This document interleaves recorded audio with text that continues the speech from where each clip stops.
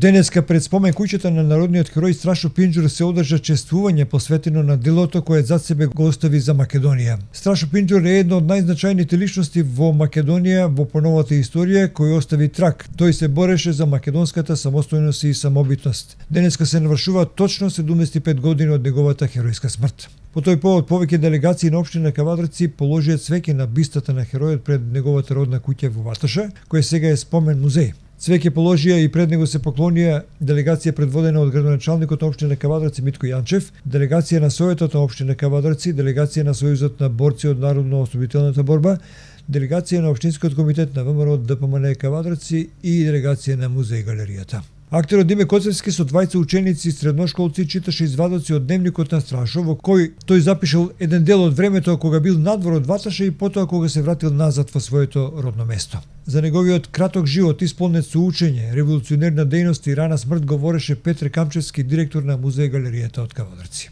1933 недела. Од денеска на овие хартии со отпечат на перото ќе го отворам секој трепет на мојава душа и секој чекор што ќе го направам во животот кон остварување на своите идеали. Иако длабоко сме навлезени во зимата, денот беше толку убав што целото попладне го посветив на шетање за да ја растреперам длабоката мелахонија што овие денови заседна во мене. Затоа што не можев да соберам средства за најсветите празници да ги минам покрај својата баба, мајка, во кругот на своите пријатели во мојата земја на мечтите. 6 јануари 1933, петок. Ноќеска сонував необичен сон. Се наоѓам дома со баба, а таа како да оди на гробиште, да ме вика и мене. Тоа ме изненади и енергично ја одбив зборувајќи.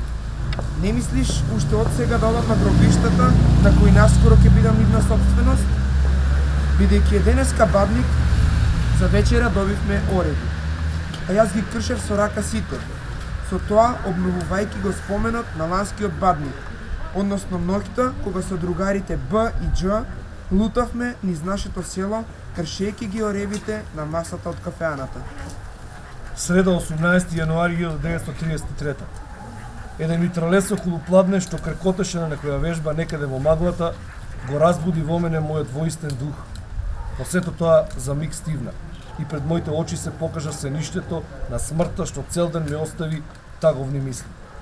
Жената е таа која што може човека да го оттрне од таговноста и да му изведе една насмевка на устните. Затоа што жената е суштество пред кое секогаш треба да бидеш весел без оглед на тоа што ти се случува во длабочината на душата. А сега одам во креветот да го испратам овој чекор во животот, а пердето на животот што почнува да се спушта, штом човек се роди, се разбира кај некој побрзо, кај некој побавно, ќе се спушти за еден степен пониско. Но спуштањето на моето перде оди брзо и тоа толку брзо што ќе ја затвори бината на човештвото на која сум јас излезен, а сепак уште не сум го одиграл ни првиот чин од мојата улога. Вторник, 7 март 1933. Денот сличен на минатите одни.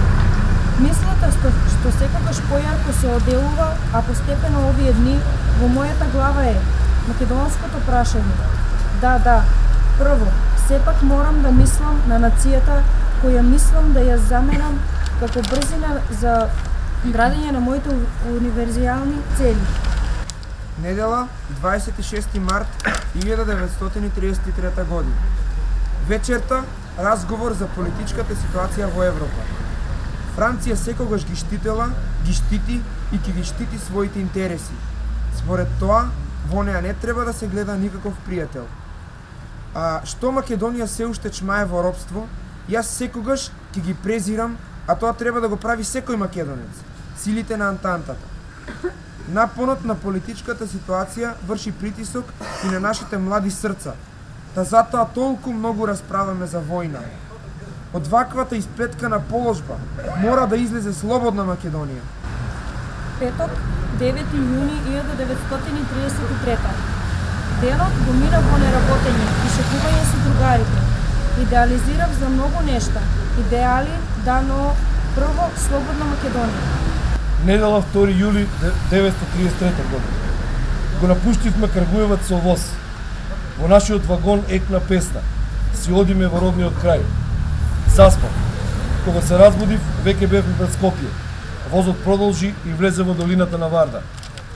На минување крај ридијата на Криволак, повојнички ги поздравив голите ридишта, на чии што падини во 1915 година во месец октомври загинал татко ми, кој како што ми расправаа, сакал да бидам одличен војник. Наскоро дојде Свети Ѓорѓе, каде запре возот, потоа малку со автобус и ете ти го Кавадарци. Од тука тргнав пеш за моето мило село Ваташа. А попат ја сретнав баба ми што одеше да ги праша мајките на моите другари дали се тие дојдени. Зборувајќи ми милозливи зборови, двајцата продолживме за Ваташа. Секој чекор еден спомен. По 10 месеци, прва ноќ под македонското, тиквешкото, ваташкото небо. Звездите трепка во далечината на Вселената. Тоа беа мали делови извадоци од дневникот на Страшо Пинџур. Еден многу визионерски дневник со многу предвидувања, особено за неговата судбина. Сега, за крај, кога повикам директорот на музеј и галеријата. Почитувани дами и господа, денеска одбележуваме еден значаен јубилеј од историјата на овој крај, 75 години од убиството на народниот херој Страшо Пинџур, една од најзначајните личности во поновата историја на македонскиот народ. Роден е во Струмица на 5 март 1915 година, каде неговиот татко извесно време работи како учител. Рано останува без родител, бидејќи неговиот татко загинува како војник во Првата светска војна, кога Страшо има само 6 месеци. По премажување на неговата мајка, целата грижа околу неговото одгледување ја презема неговата баба Наца, на која ќе остане приврзан до крајот на неговиот живот. Се образувал во Ваташа, Кавадарци, Горни Милановац, Неготин крајна и Крагуевац, каде практично започнува и неговата револуционерна дејност. Станал член на Скоевската организација, а во овој период, како ученик во Ваташа, го пишува и неговиот дневник. Често пати знал да падне во депресија и на едно место во дневникот ќе запише: јас ќе умрам млад, а мојот гроб нема да се знае. Во 1938 година, поради револуционерна дејност, Страшо Пинџур бил уапсен и е затворен во затворот Ада Циганлија во близина на Белград. Во 1935 година Страшо Пинџур се запишал на правниот факултет во Белград, на Белградскиот универзитет, и набрзо станал член на акциониот одбор на студентското движење, кој што ги организирало сите студентски демонстрации и сите штрајкови на Белградскиот универзитет. Во 1936 година еден од иницијаторите за формирање на културно-просветното друштво Вардар, на кое што е поставен за негов секретар, а бил и еден од организаторите за формирање на МАНАПО, Македонски народен покрет, кој ги обединува сите напредни студенти и интелектуалци од Македонија кои што живееле и студирале во Белград. Во 1939 година Страшо Пинџур, по негова иницијатива, е обновена Комунистичката партија во Кавадарци, заедно со Ѓошо Бојаджиев и Ристо Михов.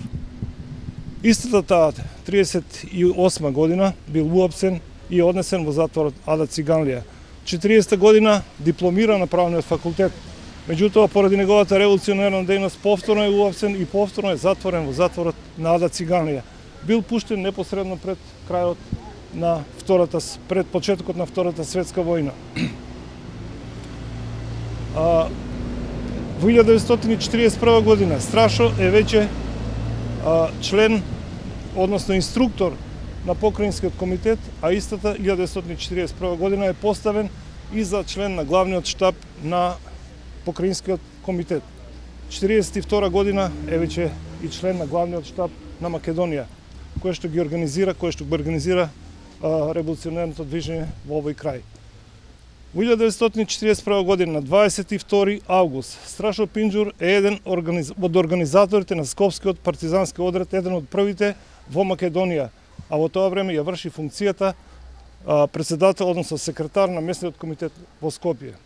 1942 година, во втората половина, е разбиен белешкиот партизански одред Димитар Влахов. Страшо Пинџур и Мирчо Ацев се испратени во Велес со цел да ја средат работата на партиската организација, која што претрпела многу апсења.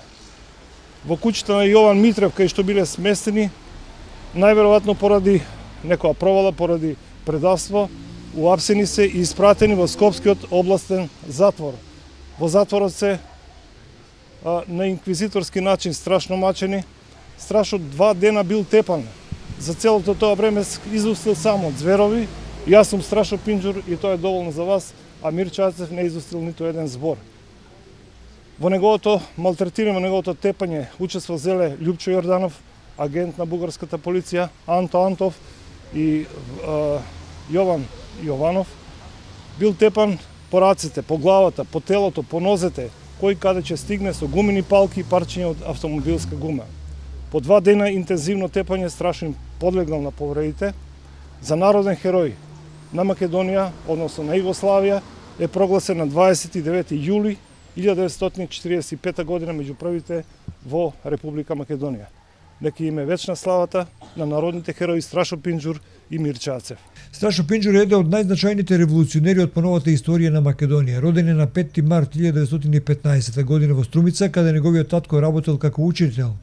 Се образува во Ваташа, во Кавадаци, во Горњи Милановац, во Неготинска крајна, во Крагуевац и во Белград. Во Крагуевац започнува неговата револуционерна дејност, кога смело се спротивставува на психологот Василије Правуловиќ, кој генерално ги омаловажувал македонците како народ. Во Белград станал член на МАНАПО и член на студентскиот акционен одбор. 39 година ја обнова работата на Комунистичката партија во Кавадарци. Поради неговата револуционерна определба, тој бил 2 пати апсен пред војната 38 и 40 година. Во 41 Страшо Пинџур е инструктор во Покраинскиот воен штаб. Во 42 е член на Покраинскиот комитет и член на главниот штаб на Македонија. Во ноември заедно со Мир Чацев е испратен во Велес да ја средат работата на местниот комитет од овој град, кој настрадал по разбивање на партизанскиот одред Димитар Влахов. Уапсени се заедно со Мирче и однесени во Скопскиот затвор, каде се безмилосно тепани и измачувани од страна на бугарски агенти. Страшо Пинџур починал како последица од тепање на денешен ден на 4. јануари 1943 година и до денеска не се знае каде е неговиот гроб. За народен херој е прогласен веднаш по завршувањето на Втората светска војна на 29 јули 1945 година.